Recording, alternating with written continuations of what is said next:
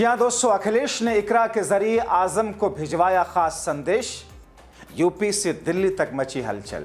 स्वागत है आप सभी का। आप देख रहे हैं द राजनीति का विशेष सेगमेंट खबर और विश्लेषण। मैं हूं जब्बार खान। दोस्तों, आखिर अखिलेश ने इकरा के जरिए आजम खान को ऐसा कौन सा संदेश भिजाया जिसको डिकोड करने में मीडिया से लेकर बुद्धिजीवी लगे हैं। आखिर अपने भाई नाहिद हसन के साथ में आजम खान से मिलने के बाद आजम ने इकरा को क्या आश्वासन दिया। अखिलेश की आजम और इकरा वाली स्टार प्रचारकों वाली टीम के बिहार पहुंचने से पहले आखिर अखिलेश ने ऐसा क्या गुल खिलाया जिससे योगी मोदी शाह चिंता में पड़ गए। दोस्तों, विस्तार से आपको सब कुछ बताते हैं, चंद मिनट मेरे साथ बने रहें। दोस्तों, बिहार में इंडिया गठबंधन के नेता, वोटर, समर्थक इकरा हसन और आजम खान के मंच पर आने और सुनने के लिए बेताब हो रहे थे। इसी बीच अखिलेश ने इकरा हसन और नाहिद हसन को आजम खान के यहां मुलाकात के लिए भेजकर हर तरफ एक नए सिरे से चर्चाओं का बाजार गर्म कर दिया।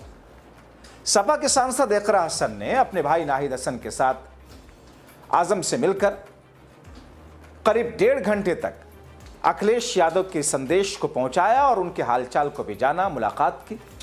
इकरा ने आजम से मुलाकात कर जब बाहर निकल रही थी, स्पेशली रुकी, मीडिया से बातचीत की और जो कुछ कहा उसे योगी मोदी शाह ब्रिगेड और भी तिलमिलाए हुए दिख रहे हैं। क्योंकि इकरा अभी तो यूपी में हिंदू मुस्लिम सभी का वोट लेकर बीजेपी की चुनावी रणनीति को ध्वस्त करते आई है और अब बिहार चुनाव में इंडिया गठबंधन के प्रत्याशियों के लिए ललकारती हुई दिखेंगी। सुनिए आजम से मुलाकात के बाद क्या कहा इकरा ने।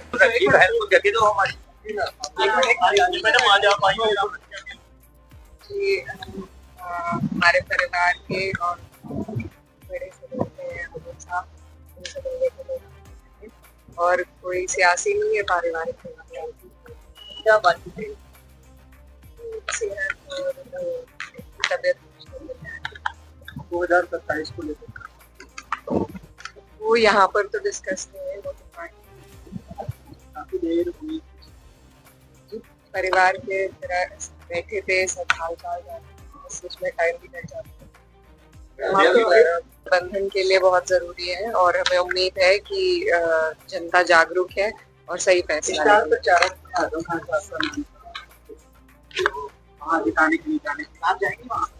जी। पार्टी ने ड्यूटी लगाई है, हम जाएंगे। तो कैसे हालात कुछ रोज बात तो होती बिहार को? जी, उम्मीद है कि वहाँ पर हम मजबूती से इंडिया गठबंधन चुनाव लड़ेगी और जीतेगी।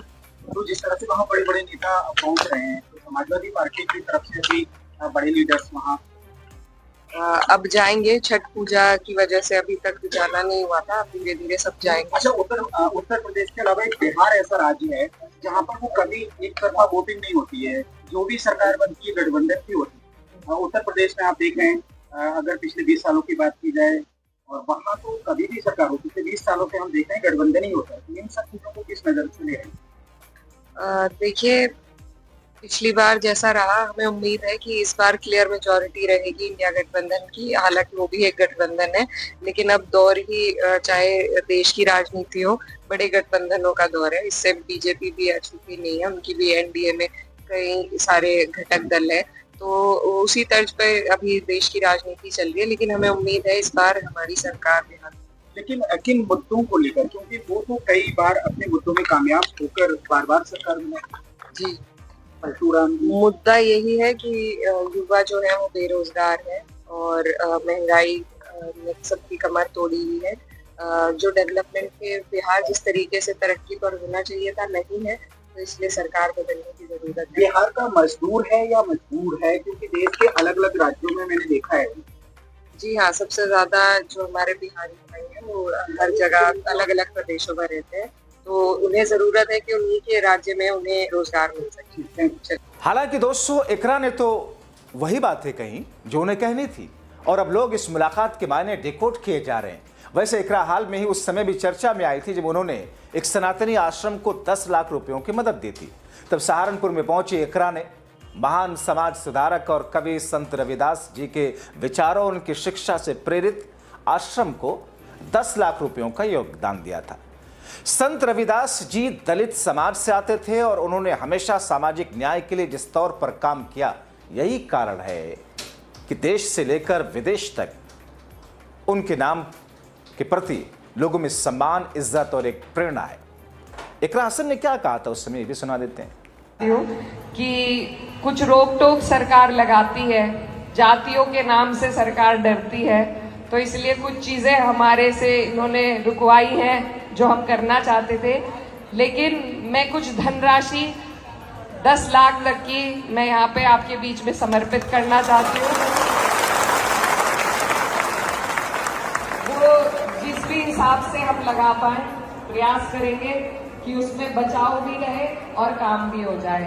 तो ये मेरी तरफ से एक छोटी सी आप लोगों के लिए भेंट है, आपके आश्रम की तरक्की के लिए, और जो हमारे महापुरुष हैं उनके दिखाए रास्ते पर आप और हम सब चल सके, उसके लिए ये मेरी तरफ से एक छोटी सी भेंट आप सबके लिए। और आप सबसे मैं यही प्रार्थना करती हूँ कि मैं भी आपकी छोटी बहन हूँ, मुझे अपना आशीर्वाद जैसे पहले दिया है ऐसे बनाए रखिए। बहुत बहुत शुक्रिया। धन्यवाद। दोस्तों, इकरा से इसलिए भी बीजेपी और उसके भक्त चिढ़ते हैं क्योंकि इकरा धर्म या जाति के आधार पर किसी के साथ खड़ी नहीं होती, बल्कि अगर कोई उनका समर्थक या उनके समुदाय का ही कोई शख्स, कोई व्यक्ति गलत करे तो उसके ही खिलाफ खड़ी हो जाती है। देखिए, जब एक ऐसी ही घटना कथित तौर पर इकरा के इलाके में हुई तो कैसे इकरा ने सीधे सीधे स्टैंड लिया, यहां तक कि इन तमाम चीजों से भी चिढ़कर कैसे भक्तों ने उनको क्या कुछ कहना नहीं शुरू किया था। और अगर मैं खंडन करती हूँ उस लड़के का जिसने उस बहन को कुछ कहा है, मेरा सवाल माननीय पूर्व सांसद जी से है, क्या वो अपने समर्थक का खंडन करेंगे जिनसे वो मुझे गाली दिलवा रहे हैं? क्या उनके घर में बहन बेटी नहीं है?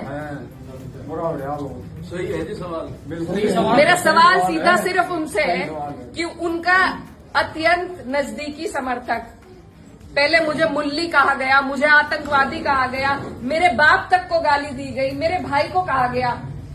जो लोग ये पूछते हैं कि मेवात वालों को माफ कर दिया था और उसे क्यों नहीं माफ किया, उन्हें मैं ये बताना चाहती हूँ कि ये पहली घटना नहीं है, ये पहली नहीं है घटना। और सीधी सीधी जो गंदी गालियां दी गई हैं वो सिर्फ मेरे नहीं लगी, मुझे नहीं फर्क पड़ता, ना उस व्यक्ति से पड़ता, ना उसके चरित्र से पड़ता, ना उसकी बोली से पड़ता, लेकिन जो संदेश समाज में जा रहा है। और मुझे खुद कप्तान साहब का फोन आया कि आप तहरीर भिजवाइए, मैंने नहीं उन्हें करा, वो भी आज यहीं पे है, कोई भी जाके उनसे ये बात पूछ सकता है, क्या मैंने उन्हें करा था कि तहरीर दो? कप्तान साहब ने खुद मंगवाई। और ऐसे लोगों के खिलाफ कार्रवाई होनी चाहिए। एक तरफ तो ये सरकार हमारी बहनों को एसडीएम की कुर्सी पर एक एक दिन के लिए बैठा रही है, जब उन कुर्सियों की शोभा ही नहीं रहेगी, कोई गरिमा नहीं रहेगी, तो क्या फायदा है वहां बिठा के, जब उन्हें। जाहिर तौर पर इकरा के व्यक्तित्व के ये वो रंग हैं जिससे बहुत सारे राजनेता और बहुत सारे लोग प्रेरणा लेते हैं, तो बहुत सारे लोग जल भुन करके खुद में भस्म हो जाते हैं। और इसकी मिसाल एनडीए ही है, भारतीय जनता पार्टी है। संसद में भारतीय जनता पार्टी के एक नेता ने, एक मंत्री ने, केंद्रीय मंत्री ने इकरा हसन की तारीफ की थी, तो दूसरी तरफ इकरा हसन को लेकर के बीजेपी के ही कुछ चर्चित नेता जल भुन करके अपने आप को, अपने दिमाग को, अपने बीपी को बढ़ाते हुए दिखते हैं।